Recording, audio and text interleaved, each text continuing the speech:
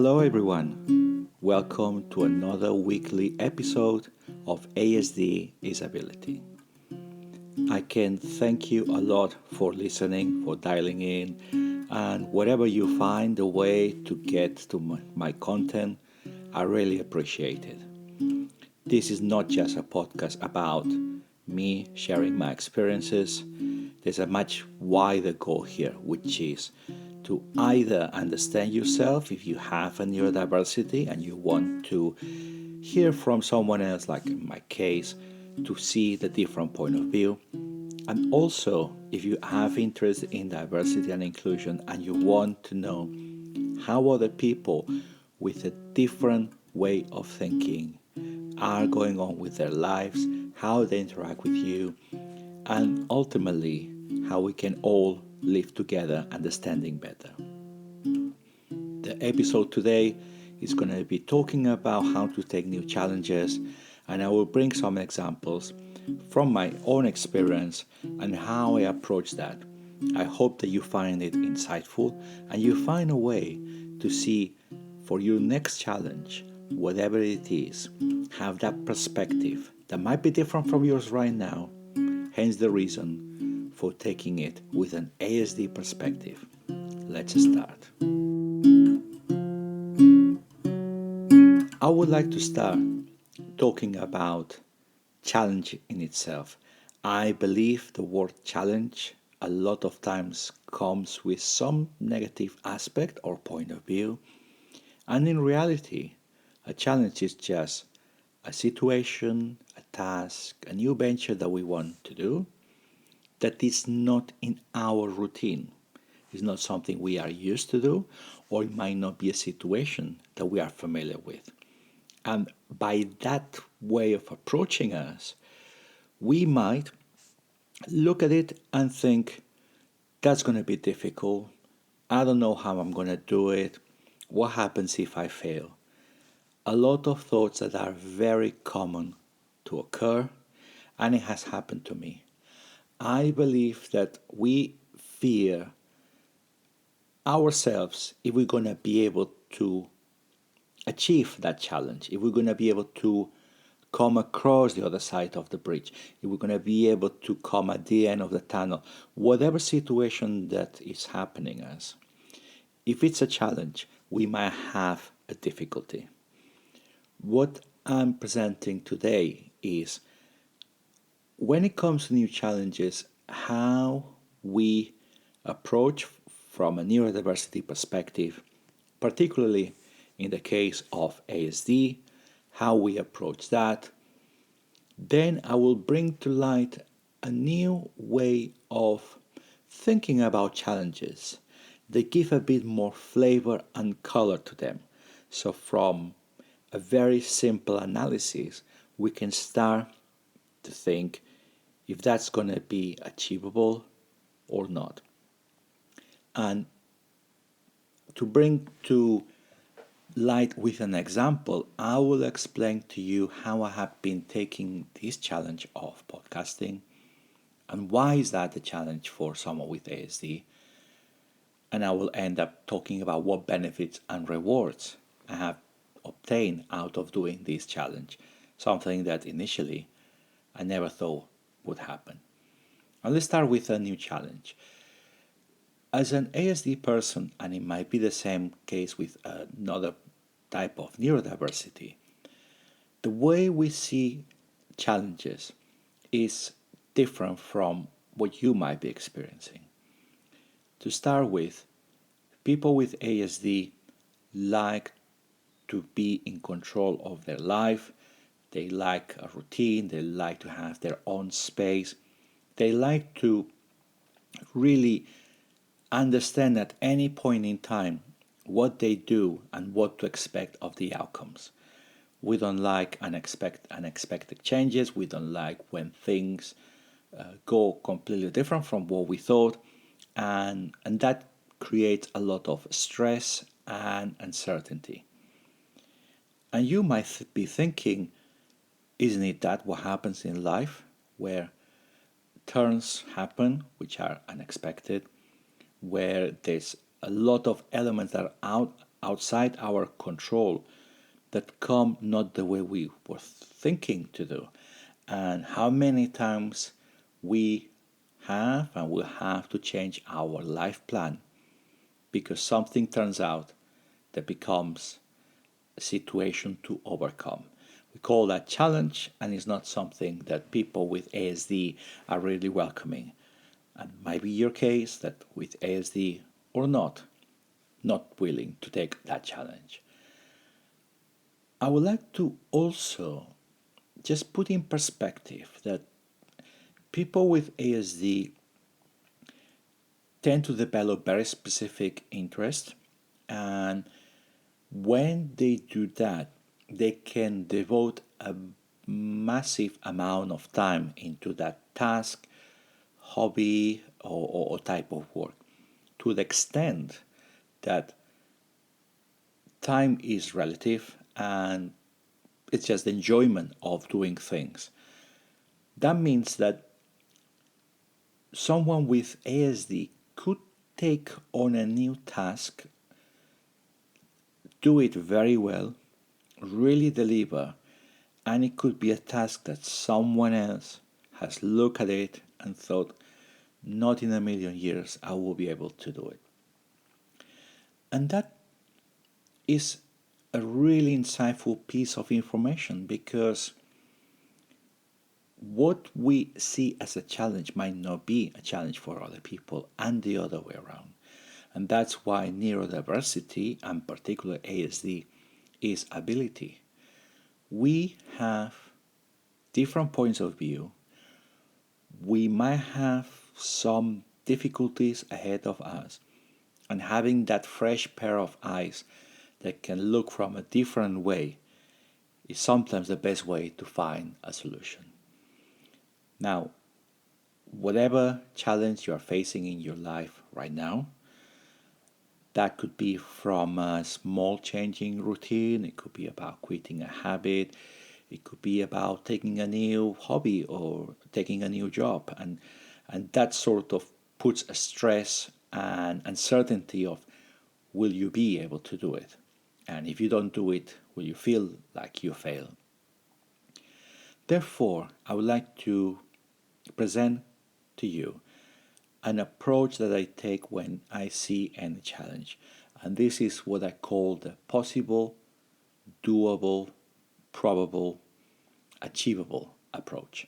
So start with possible. So this is about thinking, if you have a challenge in front of you, or there's a task you want to bring to life, is that possible? Is there anyone out there in the world that can do it and make it possible? And this is a very healthy way to look at perspective. Let's say you want to move to a complete different country in the other part of the world, where maybe you don't have a job secure, maybe you don't even speak the language there. And looking at it, you think, well, that's going to be impossible. I don't see myself doing it. That's impossible. It might be very difficult. It might require resources. It might require a lot of time. And is it possible? Doing a bit of thinking about it, you might say, actually, I know someone who has done it. I know someone who went and just managed to move there. So if it's possible, then that challenge is less daunting. And let's face it, if it's not possible, then that's not a challenge. That's an impossible task. That's a task that you shouldn't be willing to take on, and it shouldn't be willing to just look at it as something I want to do. Now, putting in perspective, we know that society and science has evolved by having people that have taken what was called an impossible task and making it happen. If that's your case and you can make things happen that have not happened until now, hat off to you, and it's great. My message today is for tasks that by the majority of people can be done or cannot be done. If I put myself on the on the task of suddenly running one marathon every day for the coming 365 days.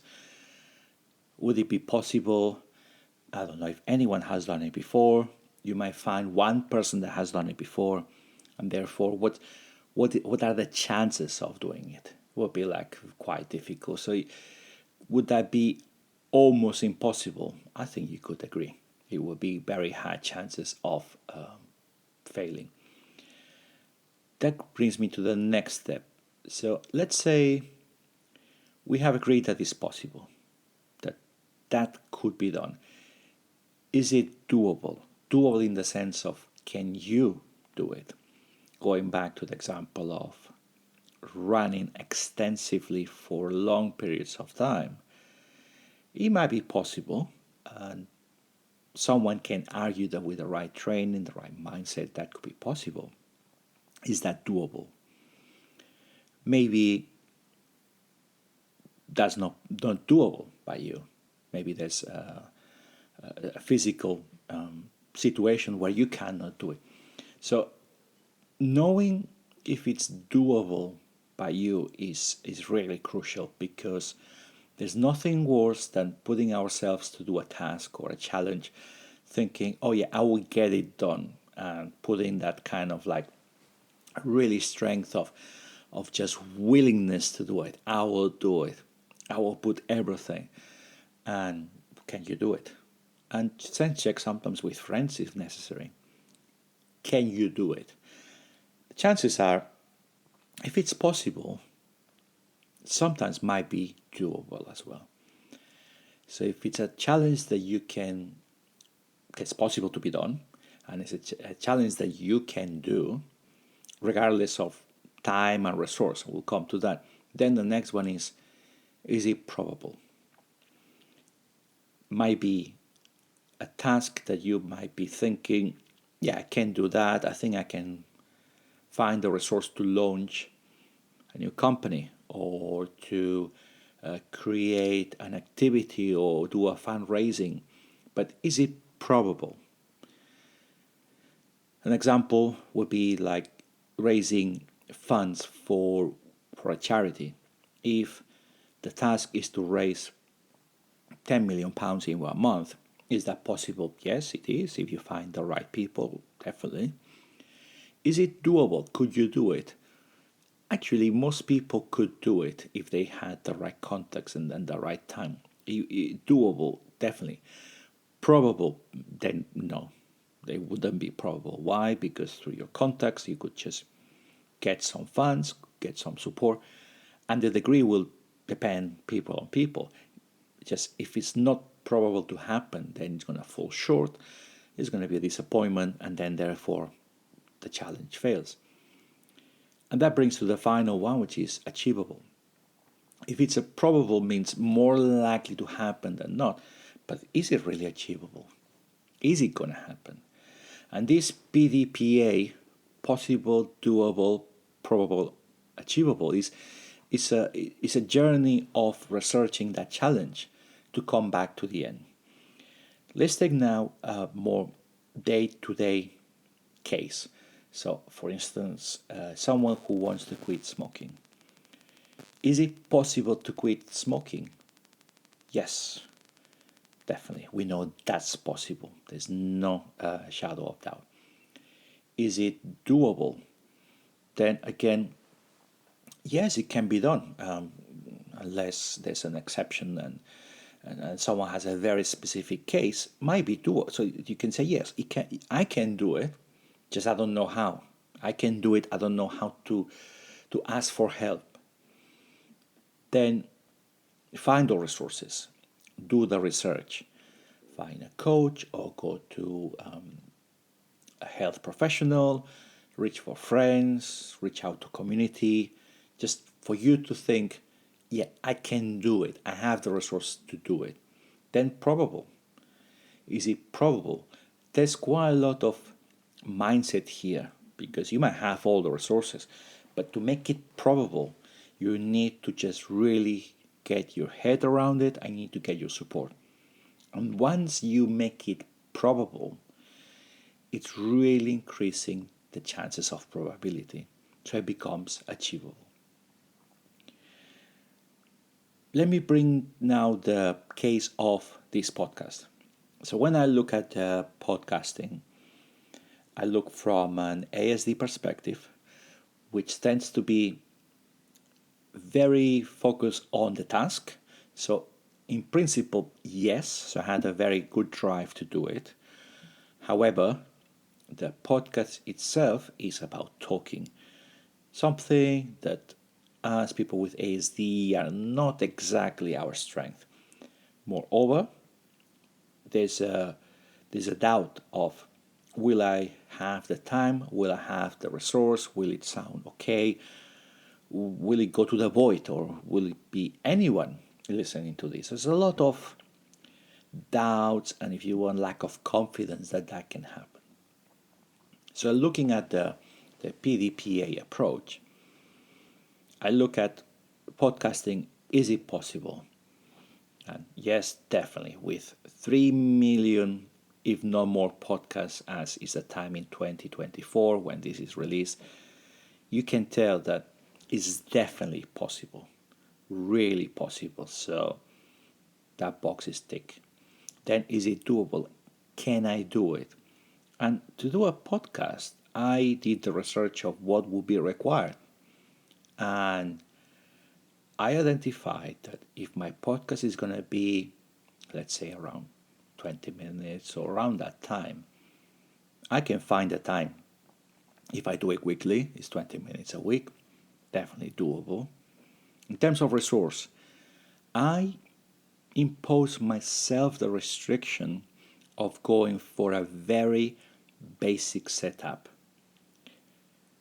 A basic setup that can deliver the voice, that can filter some of the sounds, that are able to capture my voice and record it. And this has been done with a very inexpensive microphone and a computer, standard computer, nothing exceptional. I'm not talking about video, I'm not talking about special effects, just a recording. I could arguably use a smartphone and get a fairly decent result as well. So it's definitely doable. Now, probable. This is where I had to challenge myself to think, what is my commitment? Can I do one podcast, one episode? Yes, I can. Will I have the commitment of doing it every week? And that was a really turning point, because I have been in the past as an ASD trying different activities that sometimes I lose interest, and then I don't follow up, I don't carry on. This is not just procrastination, it's just simply the nature of doing different tasks at some point and then prioritizing one in favor of another. So the commitment was a crucial piece here, because I had to plan myself to record every week and make it a habit. As you're listening to this, it has been already 6 weeks recording, so you could say that actually has passed the 1-2 limit, which is the one I have seen in the past, where some podcasts are really good. You listen to 1-2 episodes is great, and then it ends and it doesn't follow up. So by the moment I do 6, that's great. Obviously, that probability, the proof of the pudding, is going to be when it's not 6 and it's 60. And who knows if it will become 600. Who knows? Let's not aim for the stars as yet. Let's walk before we can run. What is true is that probability came from my own control. And as I go into this PDPA approach, the way you go through it, at every step you are much more in control. Whereas the first one of being possible sometimes is outside your control. When it goes to probable and achievable, that's very much in your control. So the moment I realized that yes, it was probable, if I had my mindset, if I had my commitment, is when it's achievable. And it's achievable and has been achieved because it's already a weekly podcast. I've been recording every week. I have intention of carrying on, and unless anything unexpected happens that makes it not possible, according to the PDPA approach, that's going to carry on happen. And that's great because the benefits are multiple.